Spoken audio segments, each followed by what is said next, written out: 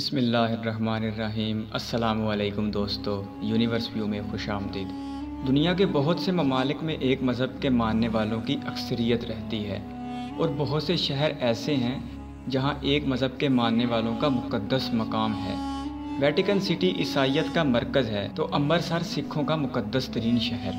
مسلمانوں کے لیے مکہ مکرمہ اہم ہے تو ہندو وانسرائی پر اپنی جان فدا کرتے نظر آتے ہیں۔ اس رجحان کے باوجود دنیا میں ایک شہر ایسا بھی ہے جہاں ایک نہیں، دو نہیں بلکہ تین مذاہب اپنا مقدس مقام ہونے کا دعویٰ کرتے ہیں۔ اسی لیے یہ شہر دنیا کے متنازع ترین شہروں میں بھی شمار ہوتا ہے اور صدیوں سے جنگوں کا مرکز رہا ہے۔ کئی بار تباہ ہونے کے بعد پھر سے آباد کیا گیا ہے۔ اس شہر کو دنیا کا قدیم ترین شہر ہونے کا بھی اعزاز حاصل ہے۔ اس ویڈیو کو آخر تک دیکھیں اور جانیں یروشلم کے نام سے موجود دنیا کا یہ منفرد شہر کیسا ہے، یہاں کس کس مذہب کے ماننے والوں کے کون سے مقدس مقامات ہیں، اور آج کل اس شہر پر نظام حکومت کون چلا رہا ہے۔ لیکن ویڈیو پر آنے سے پہلے آپ سے گزارش ہے کہ اگر آپ نے ابھی تک دلچسپ معلومات سے بھرپور ہمارا یہ چینل یونیورس ویو سبسکرائب نہیں کیا تو ابھی اسے سبسکرائب کر لیں اور پاس بنے بیل آئیکن کو بھی دبا دیں تاکہ آئندہ بھی آپ کو ایسی دلچسپ ویڈیوز ملتی رہیں۔ اسرائیلی اور فلسطینی عوام دونوں یروشلم پر اپنا دعویٰ رکھتے ہیں اور اس کا تنازع بہت پرانا ہے۔ یروشلم اسرائیل اور عرب ممالک کے درمیان کشیدگی کی ایک بڑی وجہ بھی ہے۔ یہ شہر مسلمانوں، یہودیوں اور مسیحیوں تینوں کے نزدیک اہمیت کا حامل ہے۔ حضرت ابراہیم علیہ السلام سے اپنا سلسلہ جوڑنے والے تینوں مذاہب یروشلم کو مقدس شہر کہتے ہیں۔ یہی وجہ ہے کہ صدیوں سے اس شہر کا نام مسلمان، یہودیوں اور مسیحیوں کے دلوں میں آباد ہے۔ یہ شہر عبرانی زبان میں یروشلم اور عربی میں القدوس کے نام سے معروف ہے، جبکہ یہ دنیا کے قدیم ترین شہروں میں سے ایک ہے۔ اس شہر پر کئی بار قبضہ کیا گیا، اسے کئی بار مسمار کیا گیا اور پھر سے آباد بھی کیا گیا۔ یہی سبب ہے کہ اس سرزمین کی تہوں میں ایک تاریخ موجود ہے۔ آج یروشلم مختلف مذاہب کے لوگوں کے درمیان تقسیم اور تنازعات کی وجہ سے سرخیوں میں رہتا ہے، جبکہ اس شہر کی تاریخ ان لوگوں کو ایک دوسرے کے ساتھ بھی جوڑتی ہے۔ شہر کے مرکز میں ایک قدیم شہر ہے۔ تاریخی فن تعمیر کے نمونے سے مالا مال بھول بھلیاں جیسی تنگ گلیوں کے درمیان یہ چار حصوں مسیحی، اسلامی، یہودی اور ارمیانیوں میں منقسم ہے۔ اس کے چاروں جانب دیوار ہے جس کے اندر دنیا کے بہت سے مقدس مقامات ہیں اور ہر حصے کی اپنی مخصوص آبادی ہے۔ ان چار حصوں میں سے دو حصے عیسائی آبادیوں پر مشتمل ہیں کیونکہ آرمیانی بھی عیسائی ہیں۔ تمام علاقوں میں قدیم ترین علاقہ آرمیانہ کا علاقہ ہی ہے۔ یہ آرمیانی نسل کا قدیم ترین مرکز بھی ہے۔ سینٹ جیمز چرچ اور موناسٹری میں آرمیانی باشندوں نے اپنی تاریخ اور ثقافت کو محفوظ کر رکھا ہے۔ مسیحی علاقے میں دی چرچ آف دی ہولی سپلچر ہے جو دنیا میں مسیحیوں کے لیے باعث احترام ہے۔ روایات کے مطابق یہیں حضرت عیسیٰ علیہ السلام کو مصلوب کیا گیا تھا۔ اسی کو کیلوری کا پہاڑ بھی کہا جاتا ہے، اور بعض روایات کے مطابق ان کا مقبرہ یہی ہے، جبکہ بعض روایات کے مطابق وہ یہیں سے آسمانوں پر اٹھا لیے گئے تھے۔ اس چرچ کا انتظام مسیحی برادری کے مختلف فرقوں بطور خاص یونانی آرتھوڈکس پیٹریارک، رومن کیتھولک چرچ کے فرانسسکن فراس اور آرمیانی پیٹریارک کے علاوہ ایتھوپیائی، قطبی اور شامی آرتھوڈکس چرچ سے منسلک پادری بھی سنبھالتے ہیں۔ ہر سال لاکھوں لوگ یہاں آتے ہیں اور دعا کے ساتھ توبہ کرتے ہیں۔ دوسرے نمبر پر ذکر ہے مسلمانوں کا۔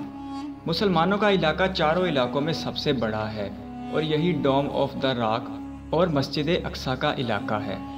یہ ایک سطح مرتفع پر واقع ہے جسے مسلمان قبلہ اول یا بیت المقدس کہتے ہیں۔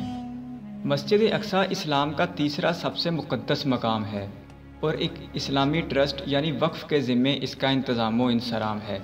مسلمانوں کا ایمان ہے کہ حضرت محمد صلی اللہ علیہ وآلہ وسلم یہیں سے معراج کے لیے روانہ ہوئے تھے۔ ہر روز ہزاروں مسلمان اس مقدس مقام پر آتے ہیں اور نماز ادا کرتے ہیں۔ رمضان کے مہینے اور جمعۃ المبارک میں یہاں مسلمانوں کی ایک بڑی تعداد جمع ہوتی ہے۔ تیسرے نمبر پر ذکر یہودیوں کا، جو اس علاقے پہ اپنا سب سے زیادہ دعویٰ کرتے ہیں۔ یہودیوں کے علاقے میں کوٹیل یا مغربی دیوار ہے۔ یہ وال آف دا ماؤنٹ کا باقی ماندہ حصہ ہے۔ یہ کہا جاتا ہے کہ یہودیوں کا مقدس مقام کبھی اسی جگہ پر تھا اور اسی کے اندر ہولی آف دا ہولیز یعنی یہودیوں کا مقدس ترین مقام تھا۔ یہودیوں کا یقین ہے کہ یہ وہ جگہ ہے جہاں سے کائنات کی تخلیق ہوئی اور یہیں حضرت ابراہیم علیہ السلام نے اپنے بیٹے حضرت اسحاق علیہ السلام کی قربانی کی تیاری کی تھی۔ یہودیوں کے ایک بڑے گروہ کا خیال ہے کہ ڈوم آف دا راک ہی ہولی آف دا ہولیز ہے۔ آج مغربی دیوار یہودیوں کے نزدیک اہم ترین مقام ہے جہاں سے یہودی ہولی آف دی ہولیز کا قرب محسوس کرتے ہیں۔ اس کا انتظام مغربی دیوار کے ربائی کے ہاتھوں میں ہے، جبکہ ہر سال وہاں دنیا بھر سے لاکھوں یہودی آتے ہیں۔ فلسطینی اور اسرائیلی تنازع کے مرکز میں قدیم یروشلم شہر ہی ہے۔ یہاں کے حالات میں معمولی سی تبدیلی بھی کئی بار تشدد اور بڑی کشیدگی کا باعث بن جاتی ہے۔ یہی وجہ ہے کہ یروشلم میں رونما ہونے والا ہر واقعہ اہم ہو جاتا ہے۔ یہ شہر نہ صرف مذہبی طور پر اہم ہے بلکہ سفارتی اور سیاسی طور پر بھی بہت اہمیت کا حامل ہے۔ زیادہ تر اسرائیلی یروشلم کو غیر منقسم اور بلا شرکت غیرہ اپنا دارالحکومت تسلیم کرتے ہیں۔ اسرائیل کا ایک ملک کے طور پر سن 1948 میں قیام عمل میں آیا تھا۔ اس وقت اسرائیلی پارلیمنٹ کو شہر کے مغربی حصے میں قائم کیا گیا تھا، جبکہ سن 1967 کی جنگ میں اسرائیل نے مشرقی یروشلم پر بھی قبضہ کر لیا۔ اس کے ساتھ ہی قدیمی شہر بھی اسرائیل کے قبضے میں آ گیا، لیکن بین الاقوامی سطح پر اس قبضے کو تسلیم نہیں کیا گیا۔ یروشلم پر اسرائیل کی مکمل حاکمیت کو کبھی تسلیم نہیں کیا گیا، جس پر اسرائیلی رہنما اپنی مایوسی کا اظہار کرتے نظر آتے ہیں، جبکہ فلسطینیوں کا موقف اس کے برعکس ہے۔ وہ مشرقی یروشلم کو مستقبل کا اپنا دارالحکومت کہتے ہیں۔ اسرائیلی اور فلسطینی حکومتوں کے درمیان امن مذاکرات میں اس پر رضامندی کی بات بھی شامل ہے۔ اس امن پروسیس کو دو قومی نظریے کے حل کے طور پر بھی دیکھا جاتا ہے۔ اس کے تحت سن 1967 سے قبل کی سرحد پر ایک آزاد فلسطینی ملک کی تعمیر کا خیال ہے۔ اقوام متحدہ کی قراردادوں میں بھی یہی درج ہے۔ یروشلم کی 1/3 فلسطینی آبادی ہے، جن میں سے بہت سے خاندان صدیوں سے وہیں آباد ہیں۔ شہر کے مشرقی حصے میں یہودی بستیوں کی تعمیر بھی تنازع کا بڑا سبب ہے۔ بین الاقوامی قانون کے تحت یہ تعمیرات غیر قانونی ہیں، لیکن اسرائیل اس سے انکار کرتا ہے۔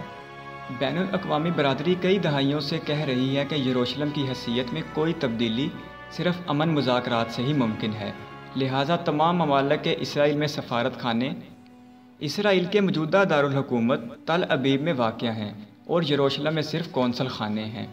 لیکن دنیا میں طاقت کے اندھے قانون اور امریکہ کی مکمل پشت پناہی کے تحت اسرائیل اس پورے علاقے پر قابض اور حاکم نظر آتا ہے، جو مسلمانوں کو کسی صورت قابل قبول نہیں۔ دوستوں، میں امید کرتا ہوں آپ کو میری آج کی ویڈیو ضرور پسند آئی ہوگی، تو آپ اسے اپنے دوستوں کے ساتھ شیئر کریں، ویڈیو کو لائک کریں اور چینل کو سبسکرائب کریں۔ اللہ حافظ۔